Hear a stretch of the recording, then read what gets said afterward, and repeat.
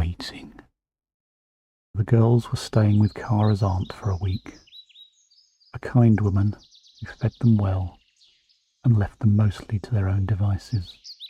The house stood on the edge of a sleepy village, tucked into the folds of the countryside, with woods creeping up behind the back garden like they'd always been there.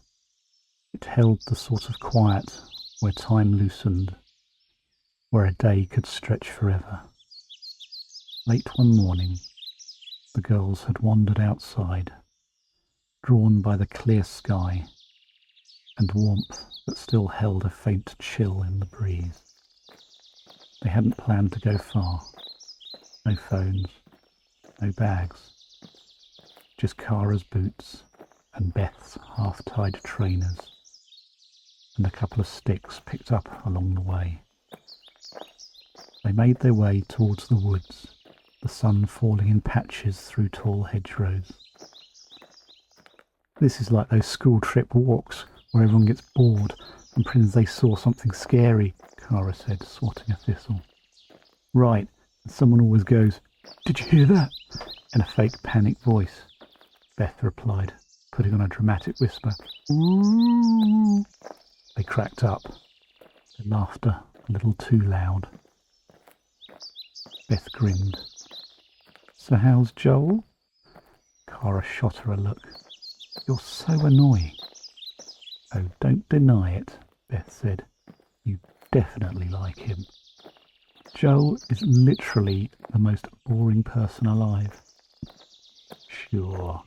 That's why you stalked his playlist and suddenly love the Arctic Monkeys now." Kara tried to look scandalised, but couldn't hold the expression. She laughed and playfully threw a twig at Beth, who yelped and jumped sideways. It was warm, pointless fun, the kind of nothing you only got in summer, when nobody expected anything of you. They'd been told not to go far. "Just stick to the edge, girls." But the sun dappled the floor invitingly, and the trees ahead rustled with possibility. The further they walked, the quieter everything got. Not silent exactly, but muffled. Birdsong gave way to the gentle creak of swaying branches. Dry leaves crunched underfoot. The sun slanted through a tall break in the trees, scattering shadows. They didn't notice the change at first. It came gradually, a subtle shift in the air. The light cooled, and the breeze picked up, sharp enough to make Beth rub her arms. Kara paused and looked around. "Feels different now," she murmured. Beth nodded. "Weird, isn't it? Like we walked through a door we didn't see." They kept going, but their steps slowed. The path narrowed, crowded by brambles. The wind rattled through the leaves with a voice just on the edge of making sense. Kara glanced over her shoulder. "Do you feel like we're being watched?" she asked. Beth didn't answer straight away. She was staring ahead, squinting. "There's the road," she said instead. "See? Through the trees." Sure enough, the main road ran beyond the trees, visible through a thinning of trunks. It wasn't far, a few minutes' walk at most.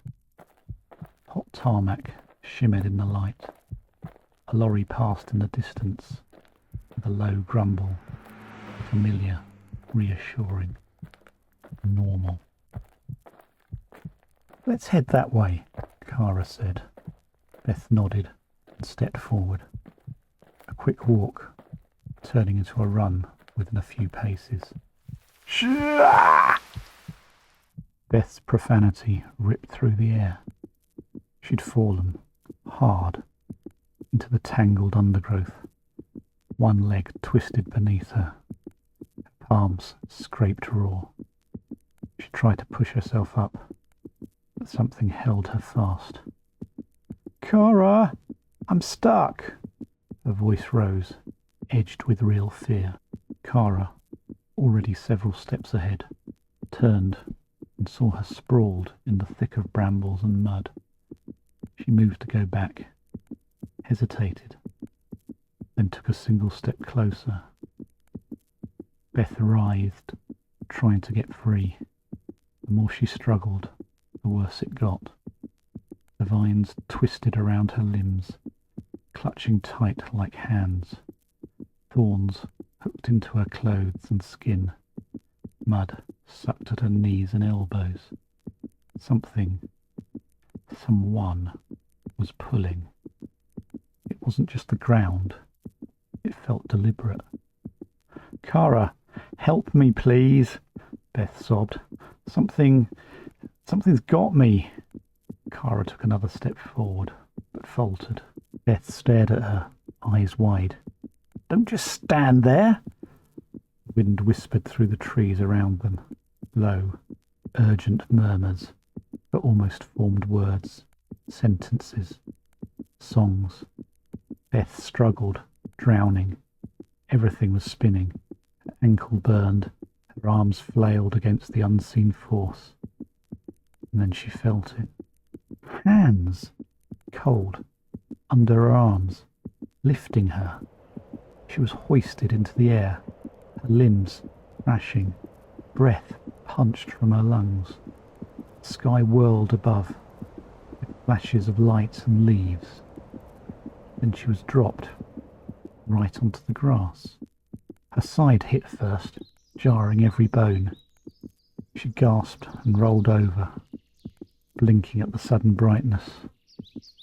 The trees loomed behind her, silent, unmoving.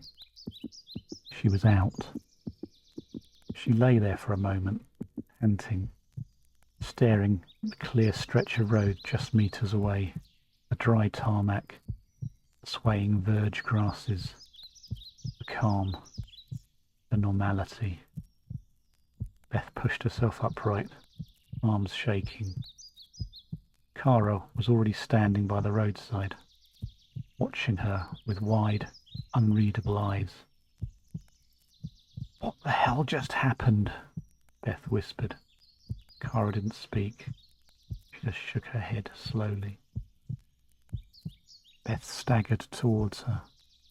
Her jeans were torn, streaked with blood and dirt. Her arms ached.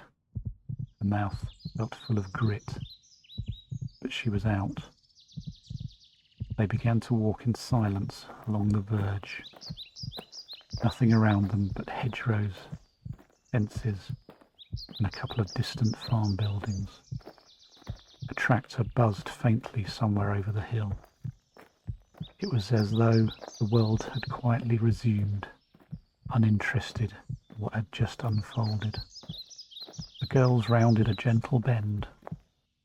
Parked in the lay-by just ahead, half on the grass, was a vehicle. It might once have been an ambulance, from decades ago, maybe even the 60s. Its once white paint now chipped in places, rusting and faded. Someone had painted strange symbols and fantastical creatures in sweeping, colourful strokes across the sides, which somehow felt comforting and a warning at the same time. A warm fug of incense drifted from a cracked window. Hand-painted signs hung from the back doors. One read, "For guidance, knock once."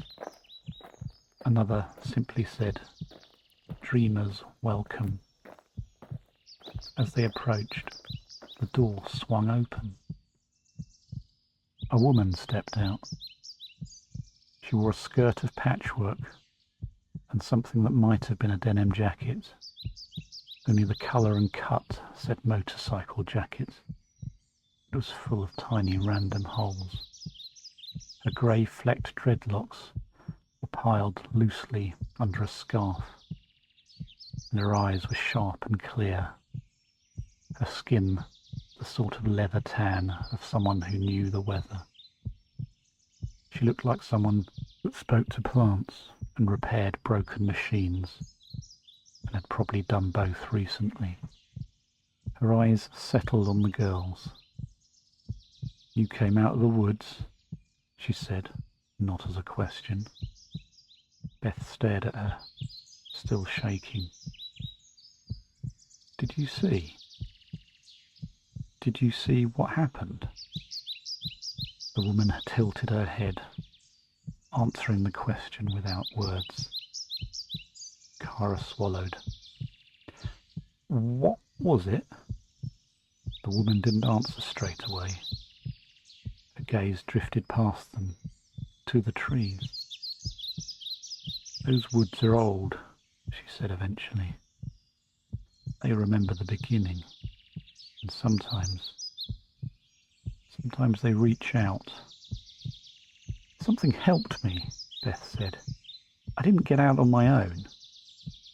The woman looked at her for a long time. "Sometimes help comes," she said, "but not always." Beth stepped closer. "Was it you? Did you help?" But the woman was already turning back towards the ambulance. "Don't go in again," she said over her shoulder.